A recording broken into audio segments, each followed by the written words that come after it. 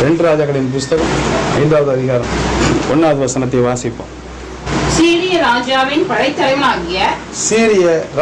படைத்தலைவனாகிய நாகமான் என்பவன் தன் ஆண்டவனிடத்தில் பெரிய மனுஷனும் எண்ணிக்கை உள்ளவனுமாயிருந்தான். அவனைக் கொண்டு கர்த்தர் சீரியாவுக்கு இரட்சிப்பை கட்டளையிட்டார். மகா பராக்கிரமசாலியாகிய அவனோ குஷ்டரோகியாயிருந்தான். அல்லேலூயா. ஒரு சீரிய நாட்டில் ஒரு படைத்தலைவன் இருக்கான். அந்த தேசத்து ராஜாவுக்கு ஒரு பெரிய ஒரு சிங்காசனம். ஒரு படைத்தலைவனா தளபதின்னு சொல்லுவோம் இல்லையா, ராஜாவுக்கு அடுத்த ஸ்தானம் அவன் தான். எல்லாத்தையுமே, அதாவது இப்போ நம்ம இந்தியாவில் பொறுத்துக்கிட்டிங்கன்னா பிரதமருக்கு அடுத்தது அந்த ஸ்தானம் யாருக்குங்க? பிரதமருக்கு அடுத்தது யாருக்கு? ஹோம் மினிஸ்டருக்கு. யாருக்கு? ஹோம் மினிஸ்டருக்கு கொடுப்பாங்க எல்லாம். அதாவது பிரதமர் இல்லைன்னா எல்லாமே அவரை கேட்காம ஒரு கையெழுத்து கூட என்ன பண்ண போனாங்க, செய்ய மாட்டாங்க. அந்த சிரியா நாட்டு ராஜாவுக்கு ஒரு படைத்தலைவன் இருந்தான். அவன் பேர் நாகமான். பேர் என்ன? நாகமான். அவன் பெரிய ஒரு பராக்கிரமசாலி. அவன் எந்த நாட்டுக்கு போய் போர் புரிய போறானோ ராஜா போக வேண்டிய அவசியமே இல்லை, ஜெயிச்சிருவான். என்ன வேணாலும் செய்திருவான். ஆனா அவனுக்கு ஒரு நோய் இருக்கு. என்ன ரோகிங்க? குஷ்டரோகம். கர்த்தநாமத்துக்கு ஸ்தோத்திரம். இன்னைக்கு நம்மளுக்கு ஒரு வியாதி இருக்குங்க. எல்லாருக்குமே ஏதோ ஒரு பலகீனம் இருக்கு. சின்ன பிள்ளையா இருந்தா கூட ஒரு பலகீனம் இருக்கு. அந்த பலகீனம் எதனால வந்துச்சுன்னு பார்த்து மருந்து கொடுத்தா அது என்ன பண்ணிடுங்க, குணமாயிடும். அதுக்கப்புறம் டாக்டர் தேவையா? 90% டாக்டர் தேவையே இல்லை. நம்மளே அதை என்னத்தினால அந்த வியாதி நம்மளுக்கு வந்திருக்கு அப்படின்னு நம்மளுக்கே தெரியும். ஒரு 50% தெரியும். அதை நம்ம ஆராய்ந்து அறிந்து அதன்படி அதை செய்துட்டோன்னு சொன்னால் நம்ம நோய் என்ன பண்ணிடும், குணமாயிடும். எனக்குமே நான் சொன்னேன், மறுபடியும் சொல்கிறேன், பிரச்சனை 2ஆக வகுத்துக்கணும். நம்ம செய்கிறத நம்ம செய்யணும், இறைவன்கிட்ட செய்கிறத இறைவன் செய்யணும். பிரச்சனை இருக்குன்னு நினைக்காம நம்மளால் என்ன முடியும் அதை நம்ம செஞ்சோம்னா அந்த பிரச்சனை என்ன பண்ணிடும், பாக்கி இறைவன் தீர்த்து வச்சுருவாங்க. அப்படி செய்யும்போது சீரியா நாட்டு ராஜா கிட்ட ஒரு குஷ்டரோகம் இருக்கு. ஆனாலும் அந்த குஷ்டரோகம் அவனுக்கு எதனால வந்துச்சு அப்படின்னு சொன்னா, கர்த்தருக்கு ஸ்தோத்திரம் அடித்து சொல்லிக்கிறேன். 2வது வசனத்தை வாசிப்போம். சீரியாவிலிருந்து தந்துகள் புறப்பட்டு இஸ்ரவேல் தேசத்திலிருந்து ஒரு சிறு பெண்ணை சிறைப்பிடித்துக் கொண்டு வந்திருந்தார்கள். அவள் நாகமானின் மனைவிக்கு பணிவிடை செய்து கொண்டிருந்தார். ஒரு சின்ன ஒரு பாத்தீங்கன்னா, ஒரு வீட்டில் போய் நம்ம ஒரு சண்டை போடுறோம், ஒம்புழுக்கிறோம். ஒரு 10 பேரை நம்மளை ஏதோ செஞ்சுட்டாங்கன்னு சொல்லி ஒரு 10 பேர் அழைச்சிட்டு போய் என்ன பண்ணுறோம், அடிக்கிறோம், கொள்கிறோம். அடிக்கும்போது அங்கே நம்ம ஜெயிச்ச ஒரு இதில் என்ன பண்ணுவோம், அவங்க வீட்டில் உள்ள ஒரு பொருளை என்ன பண்ணுவோம், தூக்கிட்டு வருவோம். பார், அவனை அடித்ததுக்கு நான் என்ன பண்ணுறேன், ஒரு பொருள். சினிமாவில் பார்த்தீங்கன்னா ஒரு குறிப்பிட்ட நடிகர் என்ன பண்ணுவார்னா, ஒருத்தனை போய் அடிச்சுட்டு அவனோட சேர் என்ன பண்ணுவார், தூக்கிட்டு வருவார். ஏன்னா நான் அவனை அடிச்சுட்டேன் அப்படிங்கிறதுக்காக வேண்டி. அந்த மாதிரி பார்த்தீங்கன்னா ஒரு பொருளுமே இஸ்ரவேல் தேசங்கிறது ஆண்டவரால் ஆசீர்வதிக்கப்பட்ட தேசம். அந்த தேசத்தில் அந்த சீரியா நாட்டு ராஜா போர் செய்துட்டு மக்களெல்லாம் அடித்து போட்டுட்டு ஜெயிச்சுட்டு, பாருவோம் நாட்டிலேருந்து ஒரு பொண்ணை தூக்கிட்டு போகிறோம், நல்லா முடிஞ்சா என்ன பண்ணு, காப்பாற்று அப்படின்னு சொல்லிட்டு ஒரு பொண்ணை என்ன பண்ணிடுறான், சிறு பொண்ணை, ஒரு 12-10 வயசு பொண்ணை தூக்கிட்டு வந்துடும். நல்லா கவனிங்க, நம்ம நாட்டில் இப்போ இங்கே இருக்கிறோம். இங்கேருந்து இப்போ பாகிஸ்தான்லேருந்து நம்மளை எல்லாத்தையும் அடித்து கொண்டுட்டு எல்லாத்தையும் பிரச்சனை பண்ணிவிட்டு நம்ம நாட்டில் ஒரு 4 பேரை தூக்கிட்டு போயிட்டாங்க. நம்மளை விட்டுருங்க, அந்த குடும்பத்தையும் விட்டுருங்க. அந்த அடிமையாக போனாங்களா அவங்க மனசு எப்படி இருக்கும், யோசனை பண்ணி பாருங்க. ஐயோ, நம்ம அம்மாவை பார்க்க முடியலையே, அப்பாவை பார்க்க முடியலையே, சொந்த பந்தத்தை பார்க்க முடியலையே, எல்லாரையும் பார்க்கணும். நம்ம என்ன தப்பு பண்ணோம்?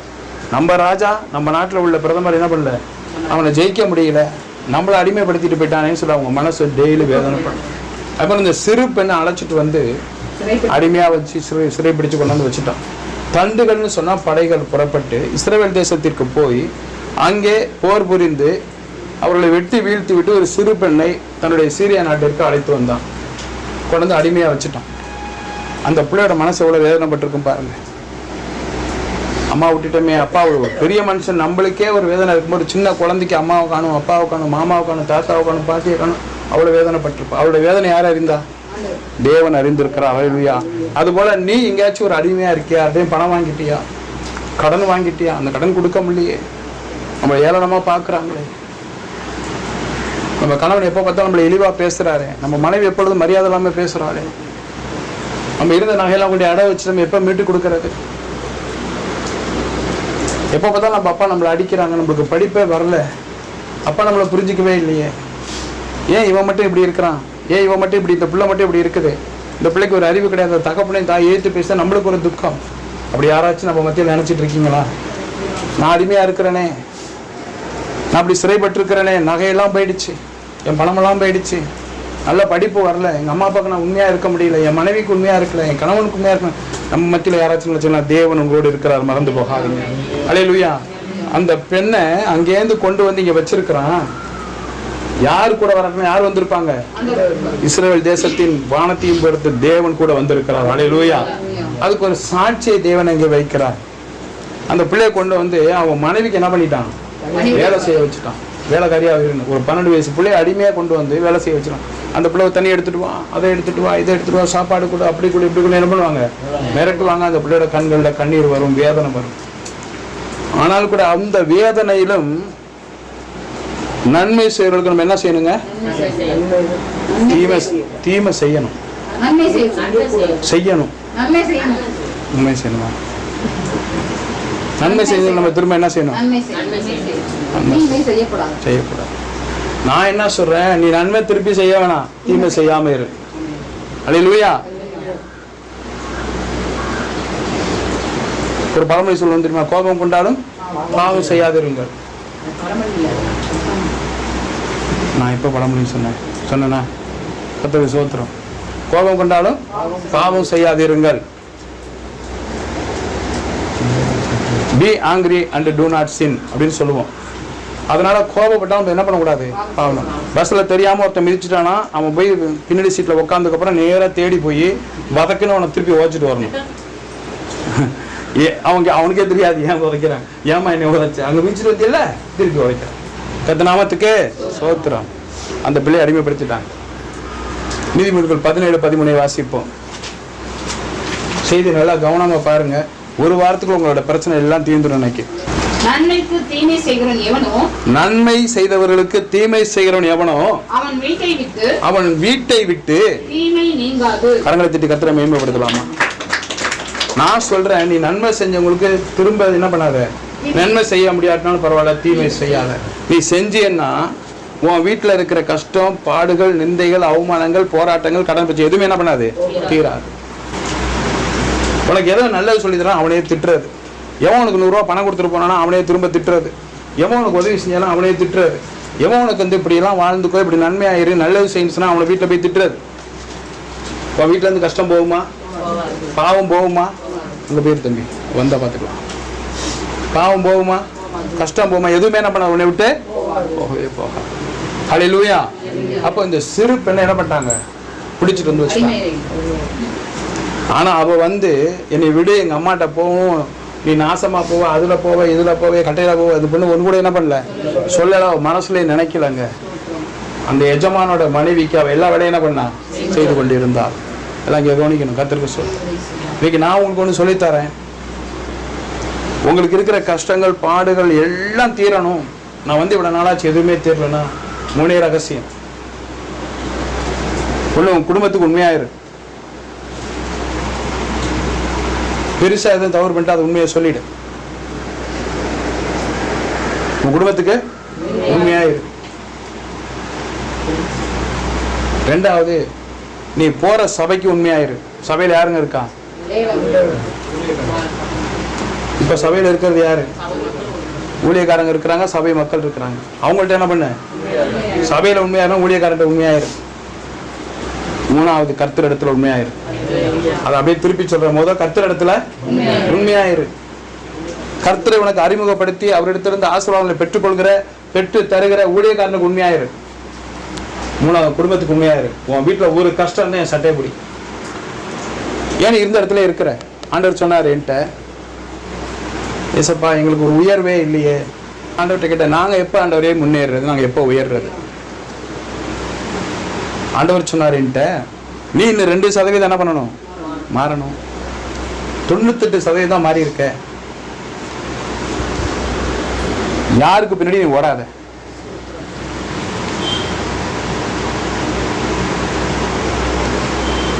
வந்தாலும் சோத்துறோம், வராட்டினாலும் சோத்து. கடிந்து கொண்டு எச்சரித்து புத்தி சொல்லு. ஐயோ உங்க மனசு வேதனைப்பட்டோன்னு நினைக்காதுன்னு. அப்படி போதிச்சாதான் உன்னோட சபையை கட்டி காத்துக்கொள்ள முடியும். அவங்களுக்கு ஆசீர்வாதம் வரும்.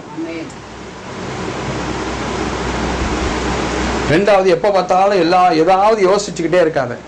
உனக்கு நேரம் கிடைக்கும் போதெல்லாம் என்னிடத்தில் நீ முறையிடு, என்னோடு கூட போராடு, என்னோடு ஜெபம் பண்ணி, எனக்கு பாட்டு பாடி நீ துதி என்று சொன்னார். உனக்கு துதியும் ஆராதனையும் கம்மியா இருக்குன்னு சொல்லிட்டேன். சரி, என் சபை மக்களால் மாறணுமே. முதல்ல அவங்கவுங்கள அவங்க குடும்பத்தில் உண்மையா இருக்க சொல்லு. ஒரு பொண்ணு இருந்தான்னா கணவனுக்கும் பிள்ளைங்களுக்கும் உண்மையா இருக்க சொல்லு. ஒரு கணவன் இருந்தானா பிள்ளைங்களுக்கும் மனைவிக்கும் உண்மையா இருக்க சொல்லு. எல்லா விஷயத்திலையும். ஒரு பிள்ளைங்க இருந்தா தகப்பனுக்கு உண்மையா இருக்க சொல். எல்லாத்துக்கும் முன்னாடி எனக்கு உண்மையா இருக்க சொல். அடுத்தது உனக்கு உண்மையா இருக்க சொல்.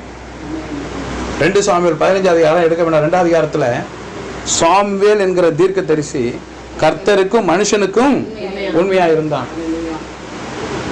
அப்ப சொன்னாரு, சபையில உனக்கும் எனக்கும் உண்மையா இருந்தா அவன் குடும்பத்துல உண்மையா இருப்பான்.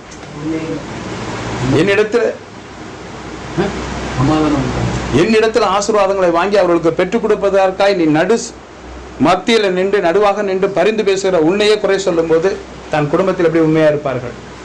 எப்படி நான் ஆசீர்வதிக்க முடியும்? எனக்கும் உனக்கும் உண்மையா இல்லைன்னா அவங்க இருந்த இடத்தை விட்டு ஒரு நாள் மாற முடியாது. 12 வருஷம் ஆனாலும் சரி. இப்போ செய்திக்கு வந்துருவோம். பிரசங்கம் பண்றதே உங்களுக்கு எரிச்சலா இருக்கு. நம்மளை திட்டுறான், நம்மளை குறை சொல்றாங்க, நம்ம பிள்ளைய குறை சொல்றாங்க, நம்மளை மறைவா திட்டுறாங்க. எல்லாமே என்னை தான் திட்டுனாங்க. எப்பயுமே ஒரு கூட்டம், வீட்டு கூட்டம் நடத்தினாக்க, இப்போ சாராள் ரோஸ்லி நடத்தினா சாராளுக்காண்டி ஆண்டவர் வசனம் கொடுப்பார். லீதியால் நடத்தினா லீதியாளுக்கு வசனம் கொடுப்பார். பால் டேவிட்டுக்கு நடத்தினா பால் டேவிட்டுக்கு வசனம் கொடுப்பார். அந்த இடத்துல சொல்லுவார், இது தப்பா செஞ்சிருக்க, மற்றதெல்லாம் சரி, உனக்கு இந்த ஆசீர்வாதம் வரும்னு சொல்லுவார். இந்த வாட்டி நம்ம லீதியால் கூட்டம் நடத்தும் போது ஆண்டவர் வார்த்தை கொடுத்தார். ஞாபகம் இருக்கா? மறுநாள் தங்கச்சிட்ட கேட்டுச்சு, எல்லாமே எனக்கு தான். அப்படி ஒத்துக்கிற என்ன உங்களுக்கு யாருக்காச்சும் இருக்கா? எல்லாமே எனக்கு தான் வந்துச்சு. எப்பயுமே வாக்குத்தத்தம் கொடுக்கிறவரு இந்த வாட்டி கடித்து கூட என்ன பண்ணாரு, இது நன்றி கூட்டல, நன்றி இல்லாத கூட்டம்னு சொன்னார். யாருக்காச்சும் நீ என்னைக்காச்சும் ஒத்துக்கிறதுக்கு உனக்கு என்ன இருக்கா? கை தூக்கு பார்ப்போம். நான் எல்லாத்தையுமே ஒத்துக்கிட்டு தான் இருக்கேன், உண்மையா இருக்கேன்னு சொல்லி பார்ப்போம். என்ன அப்படியெல்லாம் அரைக்கை முழங்கை தூக்கிட்டு இருக்க? ஏன் அப்புறம் உங்களுக்கு ஆசீர்வாதம் வரல இன்னும்? சில பேர் சொன்னா நம்ம வெக்கமாயிடுமே, மாட்டிக்குமே சொல்லி கை தூக்காம இருப்பீங்க. அதை பற்றி எனக்கு கவலையே இல்லை. ஒன்று மட்டும், நீ சொன்னாலும் சொல்லாட்டாலும் உனக்கு உயர்வு இல்லைனாவே ஆண்டவர் உன்னை ஆசீர்வதிக்கலன்னு அர்த்தம். ஏன்னா உன் வயிற்றுல பறந்துருக்கிறானா, நீ உண்மையா இருந்தா உன் பிள்ளை சொல்றதை என்ன பண்ணுங்க, பலிக்கும். இந்த சிறுமி, இஸ்ரவேல் தேசத்தில் கொண்டு வந்த சிறுமி ஒரு ஆவிக்குரிய வீட்டிலே பிறந்த பெண், ஒரு ஆவிக்குரிய பிரகாரம் நடத்தப்பட்ட பெண், ஆண்டவரை அறிந்து சத்தியத்தை சொல்லும்படியாய் அதை நன்னடத்திலே நடத்தப்பட்ட பெண். நீ எப்படி இருக்க அப்படி அவன் பிள்ளை இருக்கும். வேணா வெளிவேஷம் போட்டுக்கலாம். இன்னும் நீ மாறலன்னா சுத்தமா உன் குடும்பம் கடைசி வரைக்கும் மாறாது. அந்த இருந்த இடம் தான். அதே மாசம் பட்ஜெட் ஒரு 25,000, ஒரு 30,000, 30,000 ஒரு சாப்பாடு, 30,000 ஒரு பழக்கம் வழக்கம், 30,000 ஒரு துணிமணி, 30,000 ஒரு ஃபெஸ்டிவல், ஒரு ஃபீஸ்ட், எல்லாமே நடக்கும். எக்ஸ்ட்ரா ஒரு ஆள் இந்த வீட்டுக்குள்ள நுழைய போகுதுனாக்க பஞ்சம் வந்துடும். எக்ஸ்ட்ரா நீ ஒரு பட்ஜெட் போடணும்னா பஞ்சம் வந்துடும். இப்போ சந்தோஷமா இருக்கும். கவனமாக கேட்போமா? பார்த்தீங்களா? ஏன் உனக்கு மட்டும் ஆசீர்வாதம் அல்ல? ஏன் இன்னும் கடன் ஏறிக்கிட்டே போகுது? இல்லை ஏன் கடன் வாங்க முடியும்? கடனே இல்லாட்டாலும் ஏன் அதுக்குள்ளார அப்படியே தான் இருக்கமே? ஒரு நல்ல நிகழ்ச்சி நடைபெறல, ஒரு நல்ல செய்தி வரல, ஒரு உயர்வு வரல, எதுலையுமே ஒரு நிரந்தரம் இல்லை. ஏன் இல்லை? அந்த சிறுமியை அழைச்சிட்டு வந்தாங்க, அடிமையா கொண்டாந்து விட்டுட்டாங்க. அந்த பிள்ளை வந்த இடத்துல வாசிக்கலாமா? கர்த்தரை பரிசுத்த நாமத்துக்கு ஸ்தோத்திரம் வச்சு வைக்கிறேன். அடுத்த வசனம். அவர் தன் நாச்சியாரை பார்த்து, என் ஆண்டவன் சமாரியாவில் இருக்கிற தீர்க்கதரிசியினிடத்தில் போவாரானால் நலமாயிருக்கும். அவர் இவருடைய குஷ்டரோகத்தை நீக்கி விடுவார் என்றால். கைத்தட்டி கரங்களை தட்டி கர்த்தரை மகிமைப்படுத்து. நம்மள ஒரு அடிமையா பிடிச்சிட்டு போயிட்டான். நம்மளுக்கு ஒரு ஆபத்து வந்துருச்சு, ஒரு பிரசங்கத்துல உனக்கு ஒரு வார்த்தை வந்துருச்சு, எனக்கு நல்லது செய்வியா? பிள்ளைங்க நல்ல புத்தியை சொல்லிக் கொடு, போன தூக்கி கொடுக்காத. தெய்வம் இருக்குன்னு சொல்லிக் கொடு. நீ செய்யற பாவத்தெல்லாம் பார்த்துக்கிட்டு இருக்குன்னு சொல்லிக் கொடு. நான் செஞ்ச பாவம் என்னென்ன பாவம் செஞ்சுட்டு பிள்ளைங்கிட்ட சொல்லி அறிக்கைப்படுத்து. அது மாதிரி நீ இருக்காதுன்னு சொல்லிக் கொடு.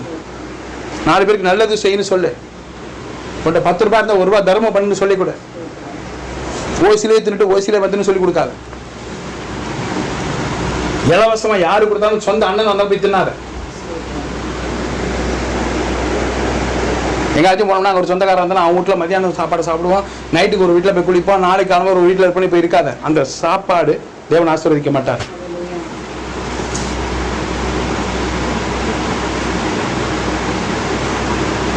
அந்த பிள்ளை அவன் குஷ்டரோகம் ஆயிட்டான். அழுகலை, சொல்லலை, ஒன்றும் சொல்லலை. என்னை கொண்டு போன தீமை செய்த வீட்டுக்கு அவன் என்ன செய்யறாங்க? நன்மை செய்கிறாள். அந்த வீட்டில் தீமை என்ன பண்ணலங்க? வெளியில போகல. நன்மை செய்த வீட்டுக்கு தீமை என்ன பண்ணாத? செய்யாத. நீ தீமை செஞ்சு நான் வீட்டில் உள்ள பாவம் என்ன பண்ணாது? போவாது. இந்த நாட்டுக்கு பெரிய படைத்தலைவன் அவன், பராக்கிரமசாலி. அவன் எந்த நாட்டுக்கு போனாலும் போர் புரிந்து இஸ்ரவேல் தேசத்தை அழிக்கக்கூடியவன். இந்த பிள்ளை நன்மை செய்யறான். அவன் என்ன செஞ்சாங்க? தீமை செஞ்சான். அவன் வீட்டில் அவனுக்கு குஷ்டரோகம் வந்துச்சு.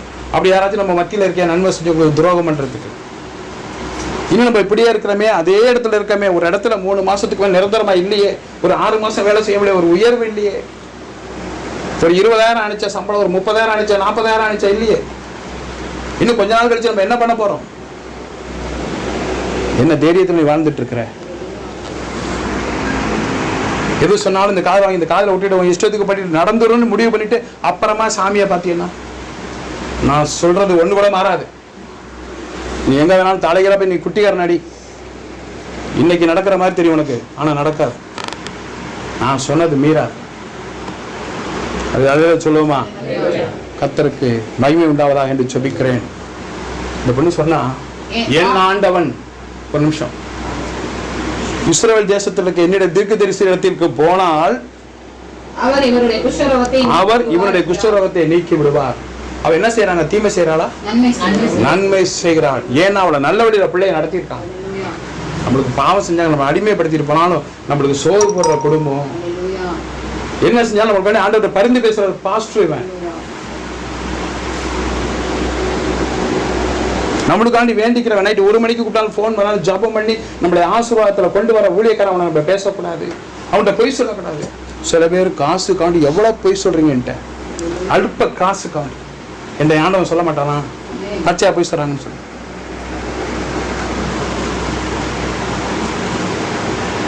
ஆசீர்வாதமா மாறிடுவியா நீ?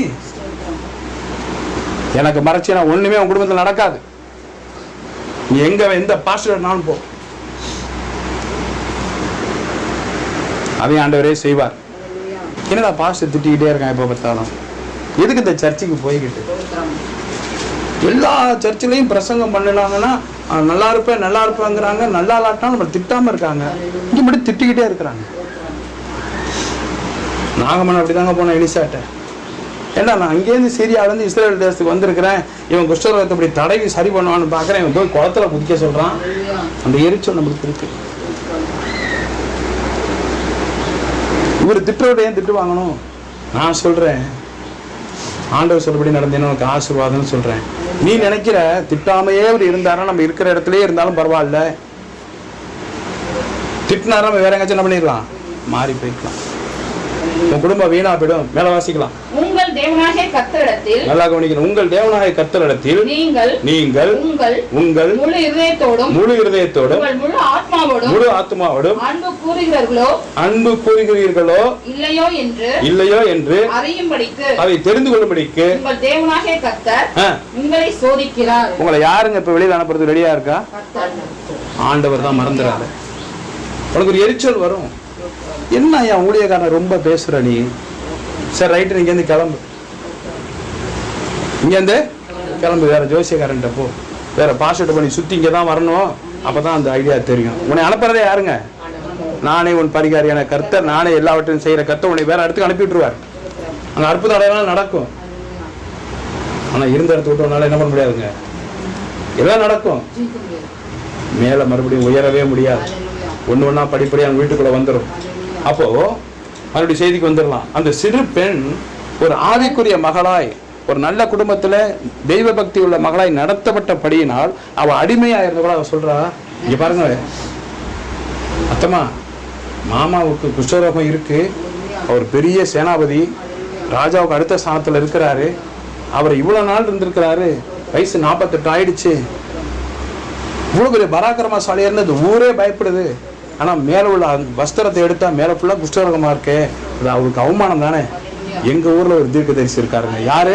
உனக்கு பிடிக்காத தீர்க்கதரிசி என் ஊரில் இருக்காரு, அதான் நான். உனக்கு பிடிக்காது என்னை பார்த்தா, ஆனால் நான் ப்ரேயர் பண்ணாதான் உனக்கு நல்லது நடக்கும். இஸ்ரேல் தேசத்துக்கு போங்க, அவர் என்ன பண்ணிடுவாங்க, குஷ்டரோகத்தை நீக்கும், கஷ்டத்தை அவரால் தான் எடுக்க முடியும். யாராவது சொல்லி நீ வேற எங்கே போனாலும் இங்கே தான் வரணும், வேலையில சொல்லுவோமா? அவருக்கு என்ன பண்ணிடும், சுகமாயிடும்.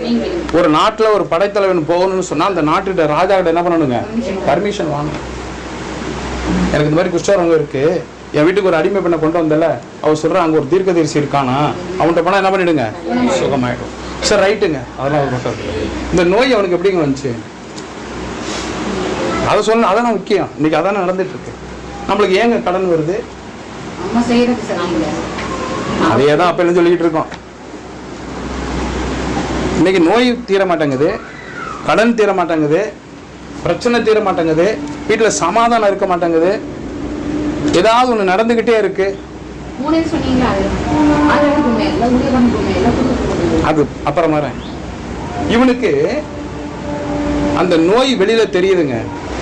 இப்ப இவனுக்கு ஒரு பெரிய படைத்தலைவன், அப்படியே பராக்கிரமசாலி, அவனால என்ன பண்ண முடியும், எது வேணாலும் செய்ய முடியும் அவன் நாட்டில். இப்படினாலும் அப்படியே ஒரு 100 பேர் வந்து நிற்பாங்க, இப்படின்னு அந்த பக்கம் ஒரு 1000 பேர் நிற்பாங்க. ராஜாவுக்கு அடுத்து, ராஜாவே எனக்கு அடுத்த எது வேணாலும் செய்வார். அந்த வெளியில தெரிஞ்சிச்சுல்ல இந்த நோய், அதாங்க அவனுக்கு இருக்கிற பெருமை, அவனுக்கு இருக்கிற துமுறு. சொல்லி சொல்லி பார்த்தாரு ஆண்டவர், ஆண்டவரால் என்ன பண்ண முடியல. ஆண்டவர் சொல்லி சொல்லி பார்த்தாருங்க, இவன் கேட்கவே மாட்டேங்கிறான். இன்னைக்கு நாகமான் அப்படிதான் இருந்தான். அவனோட கர்வம் தாங்க, அவனுக்கு என்ன இருந்துச்சு உள்ளுக்குள்ள, கர்வம், திமிரு, பெருமை. அதை தான் நோயா வெளிக்காட்டினார் ஆண்டவர். மறந்துடாத. உன்னோட அங்கத்திலேயோ உன்னோட நடையிலேயோ உடையிலேயோ ஒரு மாற்றம் வருதுன்னா அது கர்த்தர் செய்யாம கிடையாது. நீ எல்லாத்துக்கும் முன்னாடி அருவருப்பா நடக்கிறதுலையும் உன் முகத்திலையும் உன் உடம்புலையும் ஏதாவது ஒரு மாற்றம் வருது, துணிமணியில ஒரு மாற்றம் வருது, சாப்பாட்டுல ஒரு மாற்றம் வருதுன்னா நீ செய்யற பாவத்து நிமித்தம் ஆண்டவர் கொடுக்கிற தண்டனை. தேவாதி தேவன் கொடுக்கிற எச்சரிப்பு.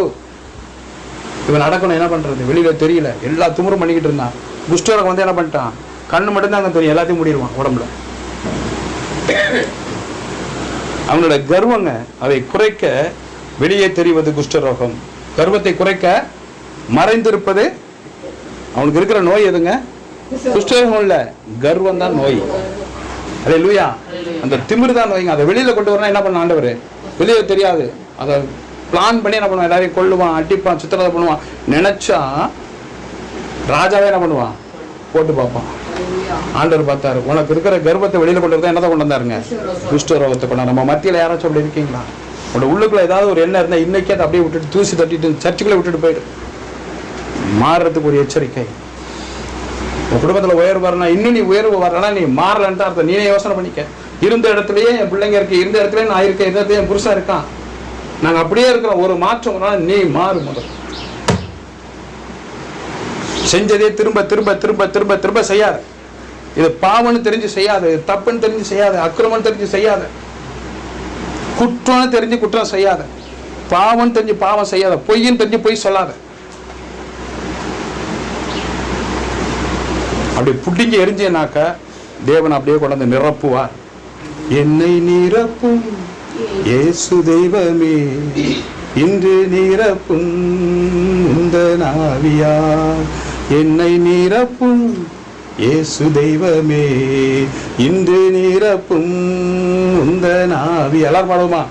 என்னை நிரப்பும் இயேசு தெய்வமே இன்று நிரப்பும் உந்தன் ஆவியால். மறுபடியும் என்னை நிரப்பும் இயேசு தெய்வமே இன்று நிரப்பும் உந்தன் ஆவியால். அல்லேலூயா. போதும், அவரோட ஆவியை கேளுங்க. பரிசுத்தமா என்னை நிரப்புங்கப்பா. இடித்து பிழிந்த ஒளிவ மர எண்ணெய் போல என்னை மாற்றுங்க. ஆரோன் சிரசில ஊற்றப்பட்ட பரிமள தைலத்தை போய் என்னை மாற்றுங்கப்பா. என் பரிசுத்தத்தை மாற்றுங்க, என் ஒழுக்கத்தை மாற்றுங்க. நான் உமக்கு உண்மையா இருக்கணும்ப்பா.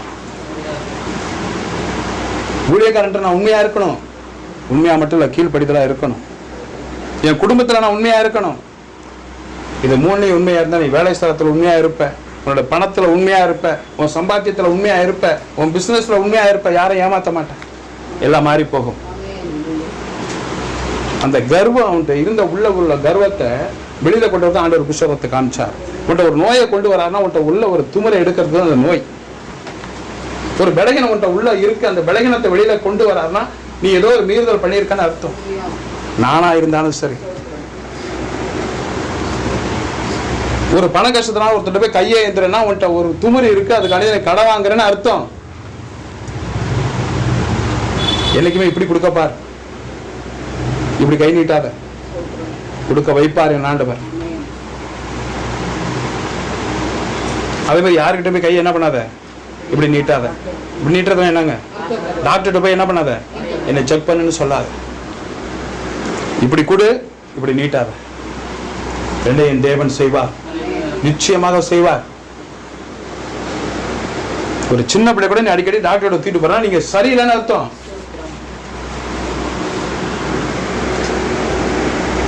குழந்தையோட தாய் சரியில்லைன்னு அர்த்தம், குழந்தை வளர்க்குறவங்க சரியில்லைன்னு அர்த்தம். ஒரு பிள்ளைக்கு நிரந்தரமான ஒரு தீர்வு இல்லைன்னா தாய் தகப்பன் சரியில்லைன்னு அர்த்தம். அந்த பிள்ளை ஆவிக்குரிய பிள்ளையா இருந்து ஆவிக்குரிய தாய் தகப்பனா இருந்தனால தான் அந்த பிள்ளையை நல்வழிப்படுத்தினதுனால கடத்திட்டு வந்தாலும் என்ன சொல்றா, எங்க நாட்டுக்கு போக சொல்லுங்க, அவர் குஷ்டரோகம் சரியா போயிடும். அல்லேலூயா. அவர் பாவம் மன்னிக்கப்படும். அவளுக்கு அந்த இடத்துல கோபம் வரல. தீமை செய்தவர்களுக்கு என்ன செய்யறா, நன்மை செய்கிறாள். 5வது வசனம் 4 வாசிங்க. அப்பொழுது அவன் போய் இஸ்ரவேல் தேசத்து பெண் இன்னென்ன பிரகாரமாய் சொல்லுகிறாள் என்று தன் ஆண்டவனிடத்தில் அறிவித்தார். போதும், ராஜா கிட்ட போய் சொல்றாங்க, அந்த படைத்தலைவன் இந்த மாதிரி போய் செஞ்சீங்கன்னா இந்த மாதிரி சுகமாயிடுன்னு சொல்லி என்ன பண்றாங்க, இந்த பொண்ணு சொல்றா நான் என்ன செய்யலாம். அடுத்த வசனம். அப்பொழுது கிரியாவின் ராஜா நல்லது போகலாம். வாசிக்கலாம். இஸ்ரவேலின் ராஜாவுக்கு நிருபம் தருகிறேன் என்றான். அப்படியே அவன் தன் கையிலே 10 தாலந்து வெள்ளியையும் 6000 சேக்கல் நிறை பொன்னையும் 10 மாற்று வஸ்திரங்களையும் எடுத்துக்கொண்டு போய் அடுத்து வாசிக்கவா, அடுத்து இஸ்ரவேலின் ராஜாவினிடத்தில் அந்த நிருபத்தை கொடுத்தான். போதும், இங்க இருந்து என்ன பண்ணிட்டான், வந்துட்டாங்க. ஒரு தீர்க்கதரிசி இருக்கிறார் இஸ்ரவேல் தேசத்துல, சிரியா தேசத்துல ஒரு ராஜா இருக்கிறார். படைத்தலைவன் போய் ராஜாட்ட சொல்றான், இந்த மாதிரி நாங்க போலான்னு இருக்கிறேன், என்னை போக சொல்றாங்க, என்ன செய்யலாம். சரி, நான் ஒரு பட்டம் எழுதி தர்றேன், இது கொண்டு ராஜாட்ட கொடு. நேராக போய் என்ன பண்ண முடியாது, வெளிநாட்டுக்கார இந்த ஊரில் வந்து ஒருத்தரை பார்க்க வரணும்னா பாஸ்போர்ட் விசாலாம் எடுத்துகிட்டு தான் என்ன பண்ணணுங்க, இங்கே வந்து இங்கே பர்மிஷன் வாங்கணும். இல்லைன்னா அகதின்னு கொண்டு உன்னை கைது பண்ணி உள்ளே வச்சுக்குவாங்க. அப்போ இன்னொரு பார்க்கும்போது இங்கே நேராக வந்து இஸ்ரேல் ராஜாட்ட கொண்டு வந்து கொடுக்குறான். இந்த மாதிரி வந்து எங்கள் ராஜா கொடுத்தாரு, எனக்கு குஷ்டரோகம் இருக்குது, அது சரி பண்ண வந்திருக்கேன். அவ்வளோ பொண்ணு வெள்ளியும் அள்ளிட்டு வந்திருக்கு. ஆண்டவருக்கு பொண்ணு வேணும், வெள்ளியும் வேணுங்க, உன் மனசு தான் வேணும், சுத்தமான இருதயம் தான் வேணும், ஒரு உண்மையான ஒரு பரிசுத்தமான அன்பு தான் வேணும் ஆண்டவருக்கு. அவருடைய எதையும் எதிர்பார்க்கல. பால் கூட எடு, மோர் கூட எடு, நாக்கில் அளவு குத்திக்க, பணத்தை கொண்டாந்து கொட்டு ஆண்டவர் கேட்கவே இல்லை. காவி உடை அணிஞ்சிட்டு இங்கேருந்து வேளாங்கண்ணிக்கு நடந்து வா, முழங்கால் போட்டுவா, நீ ஆண்டவர் கேட்கவே இல்லை. உன்னைய பெண்களுக்கு வர வழிபாடுகள் இருந்தால் கூட நீ ஆலயத்துக்கு வரலாம், என் ஆண்டவர் முகத்தை பார்க்கிறார். ஹல்லேலூயா. ஐயோ அப்படி ஆயிருமே, ஐயோ அப்படி ஆயிருமே, ஒன்றும் தேவையே இல்லை. இங்கே வந்து ஆனால் கூட பாயை ஒரு வாஷ் பண்ணோம்னா சரியா போச்சு. என் ஆண்டவர் உன்னை பார்த்து கொண்டு இருக்கிறார். அவர் கொடுத்ததுங்க, அது இயற்கை. எல்லாரும் ஆசீர்வதிக்க காத்து கொண்டு இருக்கிறார். என் ஆண்டவர் ஒரு நாள் யாரையும் துச்சமா மதிக்க மாட்டார். அவர் தோளில் சுமக்க காத்து கொண்டு இருக்கிறார் என் ஆண்டவர். அவன் போய் அங்கே போய் சொன்னான், அந்த மாதிரி ராஜாட்ட சொல்றான், வாசிக்கலாம். அப்பொழுது சிரியாவின் ராஜா நல்லது போகலாம், இஸ்ரவேலின் ராஜாவுக்கு ஒரு நிருபம் தருகிறேன். வாசிக்கலாம். 5. அப்படியே அவன் தன் கையிலே 10 தாலந்து வெள்ளியையும் 6000 சேக்கல் நிறை பொன்னையும் 10 மாற்று வஸ்திரங்களையும் எடுத்துக்கொண்டு போய் இஸ்ரவேலின் ராஜாவினிடத்தில் அந்த நிருபத்தை கொடுத்தான்.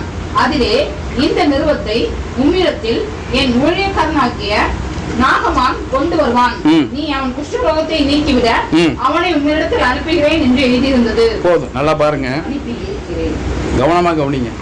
இவன் சொன்னா இஸ்ரவேல் தேசம் ஒரு பொண்ணை கொண்டாந்துருக்கேன், அந்த பொண்ணு சொன்னா ஒரு தீர்க்கதரிசி இருக்கா, அந்த தீர்க்கதரிசிட்ட போய் போனா சுகமாயின்னு சொல்லி இந்த பொண்ணு சொல்லிட்டான். இந்த முட்டாப்பைய போய் ராஜாட்ட என்ன சொல்லியிருக்கணும், இந்த மாதிரி ஒரு பொண்ணு இருக்கு, அந்த பொண்ணு செஞ்சா ஒரு தீர்க்கதரிசியை பார்க்கணும்னு இருக்கணும். சரி, இவன் தான் முட்டாப்பையன். அவன் நாட்டு ராஜா கிட்ட அவன் நிருபம் வாங்கிட்டு தானே வரணும், பர்மிஷன் வாங்குறான், விசா. அதுக்காண்டி போய் என்ன பண்றான், பாஸ்போர்ட் எடுக்க போயிருக்கான். அவனாச்சும் கேட்கணும்ல, எப்பா நீ சுகமாக்க போறிய டாக்டரா யாரு என்னன்னு கேட்டான். அவன் தீர்க்க தரிசனம் அவன் எழுதியிருப்பான் ராஜா. இவனும் முட்டாத்தனமா சொல்லிட்டான். ராஜா என்ன பண்ணிட்டான், என் என்னோட படைத்தலைவன் வர்றான், அவன்கிட்ட இருக்கிற காசு பணத்தை எல்லாத்தையும் தங்கத்தெல்லாம் வாங்கிக்கிட்டு நீ அவனுக்கு என்ன பண்ணிடு, குஷ்டரோகத்தை நீக்கி அனுப்பிடு அப்படின்னு எழுதிட்டான் மட்டைய. ராஜா என்ன பதறாரு பாருங்க, வாசிக்கலாம் அடுத்த வசனம். இஸ்ரவேலின் ராஜா அந்த நிருபத்தை வாசித்த போது அவன் தன் வஸ்திரங்களை கிழித்துக் கொண்டு ஒரு மனுஷனை அவன் குஷ்டரோகத்தில் நின்று நீக்கிவிட வேண்டும் என்று அவன் என்னிடத்தில் நிருபம் அனுப்புகிறதற்கு கொல்லவும் உயிர்ப்பிக்கவும் நான் தேவனா? போதும், அவன் கேட்கறான். ராஜா உட்கார்ந்த சிங்காசனத்துல படிச்சு பார்த்தான், சட்டை கடையெல்லாம் கிழிச்சுக்கிட்டான் பைத்தியம் முடிச்ச மாதிரி. நான் என்னடா சாமியாடா, என்கிட்ட கொடுத்து ஒரு தங்கத்தையும் பண்ணையும் கொடுத்து குஷ்டரோகத்தை நீக்க சொல்லியிருக்கேன், நான் எங்கடா போறது, நான் வறண்டுட்டான். அடுத்த வசனம். இவன் என்னை விரோதிக்க சமயம் தேடுகிறான் என்பதை சிந்தித்து பாருங்கள் என்றான். போதும், அப்ப சொல்றான் அந்த ராஜா சொல்றான், நம்மள்ட்ட பழி வாங்கறதுக்குனே அவன் கொடுத்துருக்கிறான். ஏன்னா அவன் ஜெயிக்கிறவன், நம்ம தோக்குறவன். அப்படி நம்ம அவனை குஷ்டரோகத்தை சரி பண்ணலன்னா நம்மளை மறுபடியும் இந்த அடிப்பாம்புல இருக்கலாம். ஏற்கனவே ஒரு பொண்ணை கொண்டு போயிட்டான்னு இவன் பயப்படுறான். எத்தனை வசனம் வாசித்தீங்க? 7, 8. இஸ்ரவேலின் ராஜா தன் வஸ்திரங்களை கிழித்துக் கொண்ட செய்தியை தேவனுடைய மனுஷனாகிய எலிசா கேட்டபோது அவன், நீர் உம்முடைய வஸ்திரங்களை கிழித்துக் கொள்வானே, அவன் என்னிடத்தில் வந்து இஸ்ரவேலிலே தீர்க்கதரிசி உண்டு என்பதை அறிந்து கொள்ளட்டும் என்று ராஜாவுக்கு சொல்லி அனுப்பினான். ராஜா கிழிச்சுக்கிட்டான்னு சொன்னதும் பாஸ்டர் இங்க இருக்காரு, பாஸ்டர் திட்டாருன்னு சொல்லிட்டு வேற இடத்துக்கு போனா என்ன பண்ண முடியும்? அங்க உள்ளவர் என்ன சொல்லிட்டாரு, எப்பா என்னால சுகப்படுத்த முடியாது, உங்க பாஸ்டர்கிட்டே நீ என்ன பண்ணிடு போயிட்டு. அப்ப இவரு சொல்றாரு, ஏன்பா உங்கள்கிட்ட வந்தான், என்கிட்ட அனுப்புங்க, உங்க குஷ்டரோகத்தை என்ன பண்ணிடுறேன், நான் சரி பண்ணிக்கிறேன். அல்லேலூயா. அடுத்த வசனம். அப்படியே நாகமான் தன் குதிரைகளோடும் தன் ரதத்தோடும் வந்து எலிசாவின் வாசற்படியிலே நின்றான். அங்க வந்துட்டான், யார்கிட்ட, ஊழியக்காரன்ட்ட வந்துட்டான், வாசப்படி வந்து நிக்கிறான். அவன் கிட்டத்தட்ட ஒரு பெரிய பரிவாரத்தோட வரான், ஒரு 500-1000 பேரோட என்ன பண்ணிருக்கான், படைத்தலைவன்ல நின்றான். அடுத்த வசனம். அப்பொழுது எலிசா அவனிடத்தில் ஆள் அனுப்பி, நீ போய் யோர்தானில் 7 தரம் ஸ்நானம் பண்ணு, அப்பொழுது உன் மாமிசம் மாறி நீ சுத்தமாவாய் என்று சொல்ல சொன்னான். போதும், அவரு பார்த்தாரு இவன் பெரிய பரிவாரங்கள் வரணும், ஊழியக்காரன் என்ன பண்ணிருக்காரு, தடத்தன்னு உடியாந்து வாங்க வாங்கன்னு கை கட்டுவாருன்னு நினைச்சாரு. அவனோட ஆண்டவர் இருக்காரு. இவன் கூட ஒருத்தர் மேல நோயோட வந்திருக்கிறான். ஒரு ஆளை அனுப்பினாரு, போய் என்ன பண்ணு, நம்ம குளத்துல, நம்ம ஆத்துல, நம்ம நதியில 7 தடவை என்ன பண்ணு, அவனை குளிக்க சொல்லிட்டு அப்படியே போக சொல்லிடு. அவருக்கு தேவையே இல்லை, நீ சுகமான என்கிட்ட வந்திருக்கிற, என்கிட்ட வந்து நான் சொல்றதா என்ன பண்ணணும், கேட்கணும். இன்னைக்கு நம்ம அப்படி இருக்கமா? அப்புறம் எப்படி உயர்வு வரும்? எங்கிட்ட இடத்துல வரியன்னா ஆண்டவர் சொன்னது நான் சொல்றேன், உனக்கு கேட்க மனசு இல்லையே, எரிச்சல்ல வருது, கோபம்ல வருது. அல்லேலூயா, அல்லேலூயா. அப்போ என்னிடத்துல வரும்போது நான் சொல்றதை கேட்டதான் உனக்கு ஆசீர்வாதம். அவனை போய் அந்த குளத்துல என்ன பண்ணிடு, 7 தடவை குளிக்க. நல்லா கவனிக்கணும், எத்தனை தடவைங்க? அதுதான் கீழ்ப்படிதல். இது ஆண்டவரோட வார்த்தை. நீ இப்படிதான் செய்யணும், நீ மாறினாதான் ஆசீர்வாதம், நீ இப்படி இருந்தாதான் உனக்கு உயர்வு, இல்லைன்னா கிடையாதுன்னா நான் மாற மாட்டேன், பரவாயில்ல நான் அப்படியே இருக்கிறேன்னா இருந்துக்கோ. அதே இடம் தான் பர்மனெண்டா, 10 வருஷம் அதே இடம் தான். எந்த இடத்துல இருக்கியோ உன் பிள்ளைங்களுக்கு அதே இடம், உனக்கு அதே இடம் தான். உயர்வுங்கிறது என்னங்க? 6 வருஷத்துல 60 லட்ச ரூபாய்க்கு வீடு வாங்கி 3 கார் வாங்கி தங்கச்சிக்கு 100 பவுன் போட்டு கட்டி கொடுக்கறது உயர்வா, இப்படி இருக்கிறது உயர்வா? 6 வருஷம். இறைவன் உன் மனசை பார்க்கிற, நல்லா தெரிஞ்சுக்கோ. உன் மனசை பார்த்துட்டு இருக்கிறாரு. பைபிளை வாசித்து நீ வேற மாதிரி திட்டம் போடாத. என்ன போதிக்கிறார் அதுபடி நடந்துக்கோ. உன் மனசை பாரு, நீ என்ன செயல்பாட்டில் இருக்கிற, என்ன நன்றி உணர்வோடு இருக்கிற, என்ன காரியங்கள் செய்துகிட்டு இருக்கங்கிறத நீ பாரு. ரொம்ப ரொம்ப முக்கியம். அல்லேலூயா. கர்த்தருக்கு ஸ்தோத்திரம். வாசிக்கலாம். அப்பொழுது எலிசா அவனிடத்தில் ஆள் அனுப்பி, நீ போய் யோர்தானில் 7 தரம் ஸ்நானம் பண்ணு, அப்பொழுது உன் மாமிசம் மாறி நீ சுத்தமாவா என்று சொல்ல சொன்னான். அதற்கு நாகமான் கடும் கோபம் கொண்டு புறப்பட்டு போய் அவன் வெளியே வந்து நின்று தன் தேவனாகிய கர்த்தருடைய நாமத்தை தொழுது தன் கையினால் அந்த இடத்தை தடவி இவ்விதமாய் குஷ்டரோகத்தை நீக்கிவிடலாம் என்று எனக்குள் நினைத்திருந்தேன். அவன் கேட்கறான், என்னடா நான் இவ்வளவு பெரிய ஆள் வந்திருக்கேன் நினைச்சா என்ன பண்ணுவார்? ஊழியக்காரனையே அடிச்சு வீழ்த்தவன். ஏன்னா இஸ்ரவேல் தேசத்தையே அடிச்சு ராஜாவையும் அடிச்சு பிள்ளை கொண்டு போனவன். ஊழியக்காரனை அடிக்கிறதுக்கு ரொம்ப நேரம் ஆகாது. என்ன அவன் இங்கேருந்து இறங்கி வந்து என் குஷ்டரோகத்தை தடவையை சுகப்படுத்தி நல்லா இருன்னு சொல்லுவான்னு பார்க்குறேன். எல்லாரும் அப்படி தான் நினைக்கிறாங்க. நீ என்ன தப்பானாலும் நல்லா இரு, உனக்கு ஆசீர்வாதம் வரும், உனக்கு ஆசீர்வாதம் வரும், நீ நல்லா இருப்ப, உன் குடும்பம் நல்லா இருக்கா, எப்படி நல்லா இருக்கும்? அதே சொல்லுவோமா? அதை தான் நம்ம நினச்சிட்டு வந்துட்டு இருக்கோம். ஒரு பிரசங்கம் வந்தால் தாங்க முடியல, ஒரு வார்த்தை வந்தால் தாங்க முடியல, உன் பிள்ளைய சொல்லிட்டா கோவம் வருது, உன் சொந்த பந்தத்தை சொன்னால் கோவம் வருது, உன்னையே சொன்னால் கோவம் வருது. ஊழியக்காரன் சொல்கிறாங்க, என்ன சொல்கிறாரு? 7 தடவை அந்த குளத்தில் குளிச்சுட்டு போக சொல்லு. உனக்கு என்ன வார்த்தை வருதோ அதுதான் கடைசி தீர்ப்பு. உனக்கு என்ன வார்த்தை வருதோ அதான், உனக்கு என்ன வார்த்தை வருதோ அதான். அல்லேலூயா. ஒருத்தரை உட்காந்த இடத்துல ஜெபம் பண்ணி சுகமாகும், ஒருத்தரை என் வீட்டுக்கு வான்னு சொல்லுவேன் ஜெபம் பண்ணி சுகமாகும், ஒருத்தரை ஃபோனில் ஜெபம் பண்ணி ப்ரேயர் பண்ணுவேன் அவங்களுக்கு சுகமாகும். ஒவ்வொருத்தருக்கும் கர்த்தர் என்ன கொடுக்குறோம் அதுதான். இவனை சொன்னால் போய் நீ குளத்துல குளிச்சுட்டு போ, அவனுக்கு சம கோபம் ஆயிடுச்சு. நான் ஒரு பெரிய படைத்தலைவன், நான் நினச்சா அவனை மறுபடியும் என்ன பண்ணிடுவேன்? அடிமையாக பிடிச்சிட்டு போயிடுவேன். டே, உன் கூட இருக்கிறது உன்னோட படைத்தலைவன், என் கூட இருக்கிற வானத்தையும் பூமிப்படுத்த என் ஆண்டவர், உன்னை உயிரோட வச்சிருக்க என் ஆண்டவர் உன் கூட இருக்கிறார்ல, ஏன் கூட இருக்கிறார். அல்லேலூயா. அந்த சின்ன பொண்ணு பாருங்க, உன் பிள்ளைகிட்ட நீ என்ன கொடுத்து அனுப்புற? கல்யாணம் பண்ணி அனுப்புனா சீர் கொடுக்குற. உன் பையனை கல்யாணம் பண்ண என்ன பண்ற? பையனை வித்துவிட்டு பொண்ணை கொண்டு வர. பையனை என்ன பண்ற? 1 லட்சத்துக்கோ 10 லட்சத்துக்கோ 10 நகைக்கோ 30 நகைக்கோ வித்துவிட்டு அந்த பொண்ணு என்ன பண்ணுது? மறைமுகமாக சொல்லுது, வேற நாய், நான் உனக்கு அடிமை இல்லை, உன்னைய 30 நகைக்கும் 10 லட்சம் ரூபாய் வாங்கிட்டு வந்திருக்கேன், என் காலை அமுக்கி விடுன்னு சொல்லுது. சந்தோஷமா சொல்லுது, நீங்கள் அமுக்கிக்கிட்டு இருக்கேன். ஆனால் இவன் தான் வேலைக்காரன்னு அவனுக்கு தெரியல.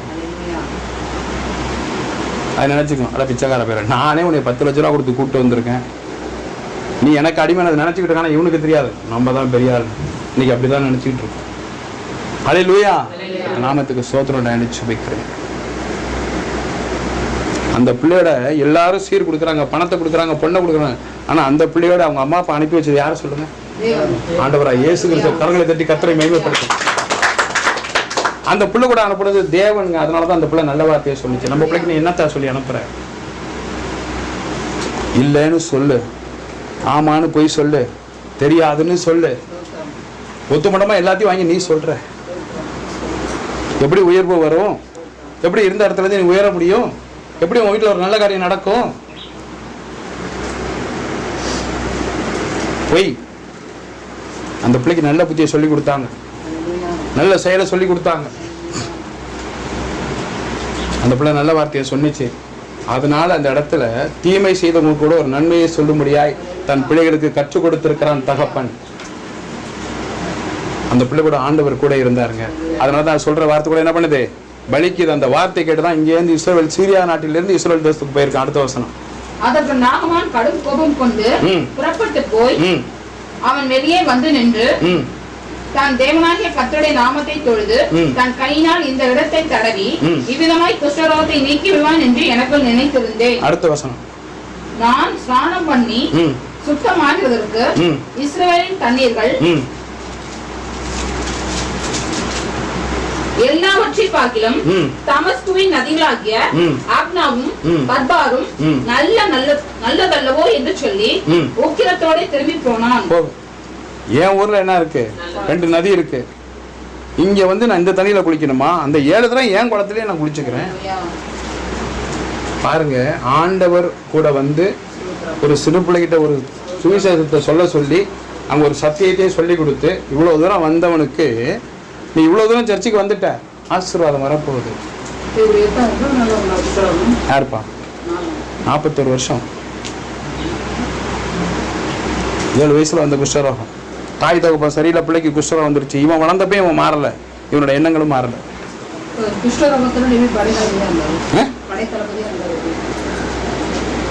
அது வந்து அவனோட பராக்கிரமத்துல எடுத்துக்கிட்டான், அவன் நாட்டுல எடுத்துக்கிட்டான். எதுவுமே செய்ய முடியாது, உடம்பு ஃபுல்லா இருக்கு. குஷ்டரோகம்னா கை காலுக்கு எந்த குஷ்டம் இல்லை, வெண் குஷ்டம், மேலெல்லாம் வெள்ளையா இருக்கும்ல, அது கை காலுக்கு இழுத்துக்கிற குஷ்டம் கிடையாது, அது மாதிரி கிடையாது, வெண் குஷ்டம். அதே ஒரு அருவருப்பு தானே. அப்படி இருக்கும்போது ஒரு படைத்தலைவனாக இருந்து ஒரு தளபதியாக இருந்து அதில் பார்க்கும்போது எப்படி இருக்கும், ஒரு அருவருப்பாக இருக்கும்ல, அதுதான் அவங்களுக்கு தாங்க முடியல. அப்போ இந்த பிள்ளை போய் சொல்கிறா குஷ்டரோகத்தை சரி பண்ணிடுவாங்க எங்கள் நாட்டில். அவ்வளோ தூரம் கிளம்பி வந்தவன், இத்தனை வருஷம் நீ காத்திருந்த சர்ச்சில், இத்தனை வருஷம் நீ வந்துக்கிட்டு இருக்க, இன்னும் நடக்கலையேன்னு என்ன பண்ணிடாத, உன் மனசை மாற்றிக்காத. உன்னோட எண்ணங்கள் சரியில்லை, ஆண்டவர் சொன்ன வார்த்தையை நீ கீழ்ப்படி. கர்த்தருக்கு உண்மையாயிரு, சபையில் ஊழியக்காரனுக்கு உண்மையாயிரு, உன் குடும்பத்தில் உண்மையாயிரு, அற்புதம் நடக்கும். அது சீக்கிரத்தில் உன் குடும்பத்துக்குள்ள ஒரு மாற்றம் வரும். இவனை 7 தடவை போய் நீ முங்குன்னு சொன்னார், என்னெல்லாம் முடியாது, ஏன் ஊருக்கு போகிறேன். அப்போ கூட இருந்த சொல்கிறான், வாசிக்க வேணாம், ஏய்யா அவர் என்ன சொன்னார், பெரிய மரத்தை விட்டு வேலியை விட்டு குளத்தை விட்டுன்னா சொன்னார். ஒரு சாதாரண விஷயம், குளிக்கத்தானே சொன்னார். என்ன சொன்னார், குளிக்கத்தானே சொன்னார். ஏன் இதுக்கு நீங்கள் கோவப்படுறீங்க, பேசாமல் குளத்தில் என்ன பண்ணிடலாம், குளிக்கலாமே, உங்களுக்கு எதுக்கு இந்த வருத்தம், நீங்கள் குளிங்க. அவன் கேட்கவே இல்லை, எனக்கெல்லாம் முடியாது, நான் குளிக்க முடியாது, வாடா நம்ம ஊருக்கு போவோம், எல்லாம் கிளம்பு, நான் உன்னை அப்புறமா வச்சுக்கிறேன். ஐயா ஒரு பெரிய விஷயம் இல்லையா, நீங்கள் குளிங்க. சரின்னு போய் வேறு வழி இல்லாமல் என்ன பண்ணான், குளித்தான். குளிச்சுட்டு மேலே வந்தான், கையெல்லாம் பார்த்தான், கையில் குஷ்டம் இருக்குது, ஆனால் புண்ணாகலை, லேசாக குஷ்டம் இருக்குது, சுகமே ஆகலை. நான் சொன்னேன் தெரியுமாடா, இந்த தண்ணிக்கு நம்ம தண்ணிக்கு என்ன வித்தியாசம், ரெண்டும் தண்ணி தானே, அப்படி தான் நினைக்கிறேன். ஜோசியக்காரனுக்கு இந்த பாஸ்டுக்கு என்ன வித்தியாசம் நினைக்கிற, மற்ற பாஸ்ட் இந்த பாஸ்டுக்கு என்ன வித்தியாசம் நீ நினைக்கிற, இந்த பாஸ்ட் கர்த்தரோட கரங்கள்ல இருக்கிறது மறந்து போயிடாது. சீரியா நாட்டில் இருக்கிற தண்ணிக்கும் இஸ்ரேல் தேசத்துல இருக்கிற தண்ணிக்கும் வித்தியாசம் இருக்கு. இங்க தேவன் இருக்கிறார், ஹல்லேலூயா. அங்க தேவன், அந்த என்னோட மகளோடு கூட என் தேவன் அங்க போயிருக்கிறார்.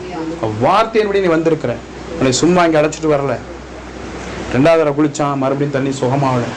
3வது தடவை முங்குனான், சுகமாகல. 4வது தடவை குளிச்சான், முங்குனான். 5வது தடவை குளிச்சான், வெளில வந்து பார்த்தா சுகமாகல. 6வது தடவை பார்த்தா சுகமாகல. பயங்கர கோவம் வந்துருச்சு.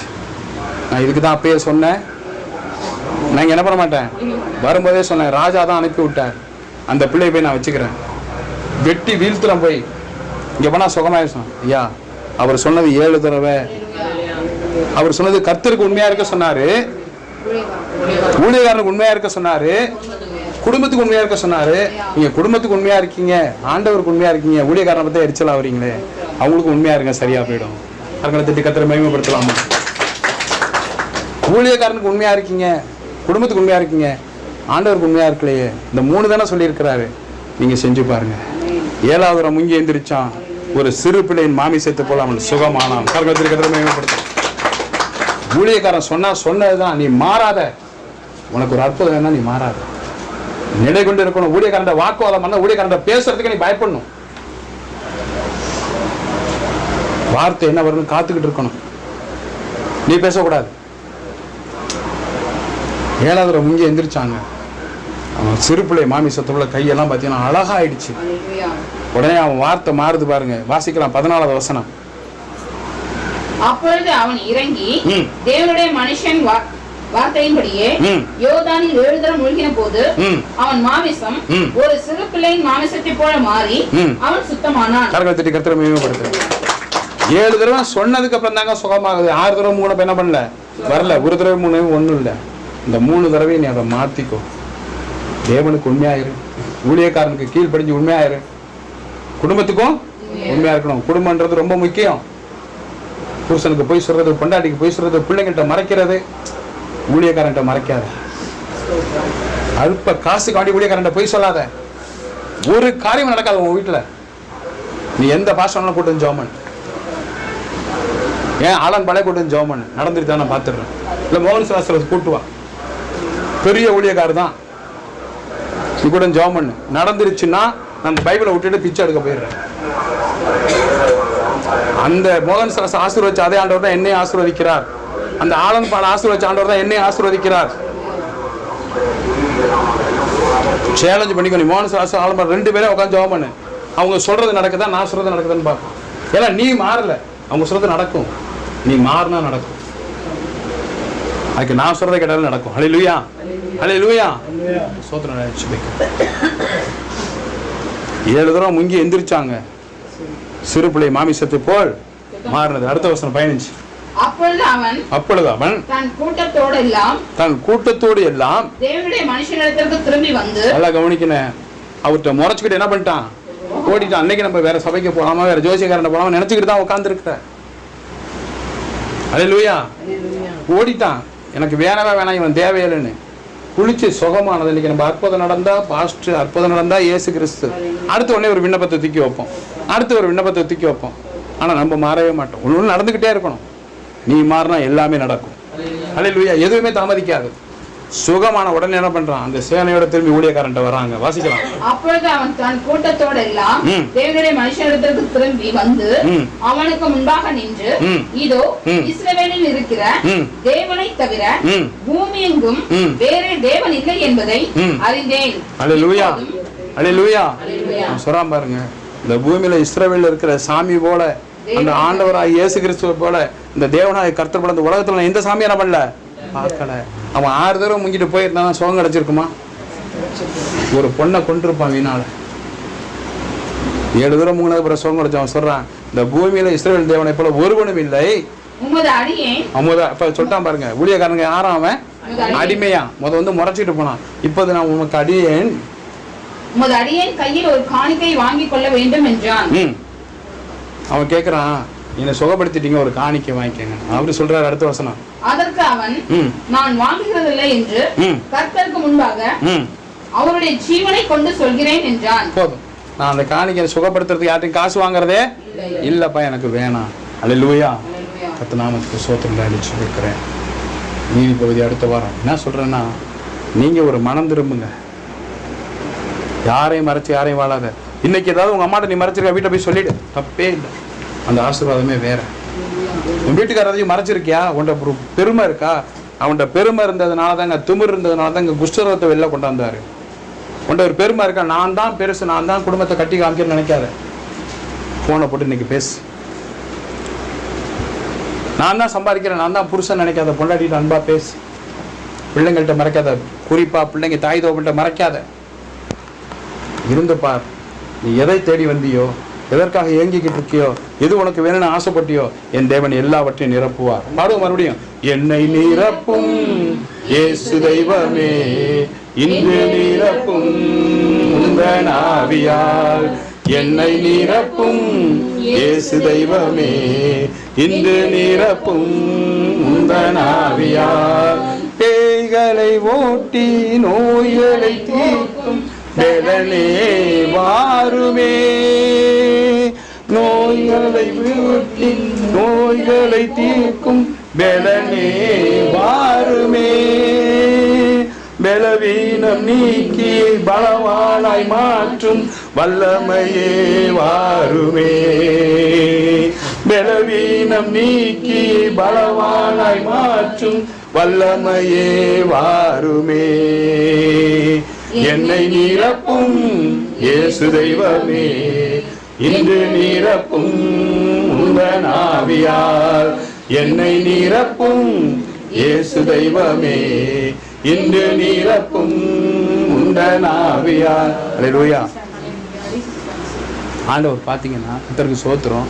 இன்னைக்கு நம்ம எல்லாத்தையும் என்ன பண்ணியிருக்காருங்க, நிரப்பி இருக்கிறார். கர்த்தருக்கு சோத்திரம், நிரப்பி இருக்கிறார். அவர் பாருங்க, அந்த வசனம், அந்த வார்த்தையை பாருங்க.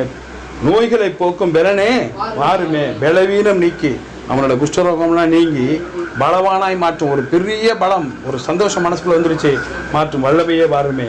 கோபங்கள் போக்கி சுவாபங்கள் மாற்றும் சாந்தமே வாருமே. கோபங்கள் போக்கி சுவாபங்கள் மாற்றும் சாந்தமே வாருமே. பாவங்கள் கழுவி பரிசுத்தமாக்கும் பரமனே வாருமே. பாவங்கள் கழுவி பரிசுத்தமாக்கும் பரனே வாருமே. என்னை நிரப்பும் இயேசு தெய்வமே, இன்று நிரப்பும் உந்தன் ஆவியால். என்னை நிரப்பும் இயேசு தெய்வமே, இன்று நிரப்பும் உந்தன் ஆவியால். அல்லேலூயா. எல்லாரும் எழுந்து நிற்போம்.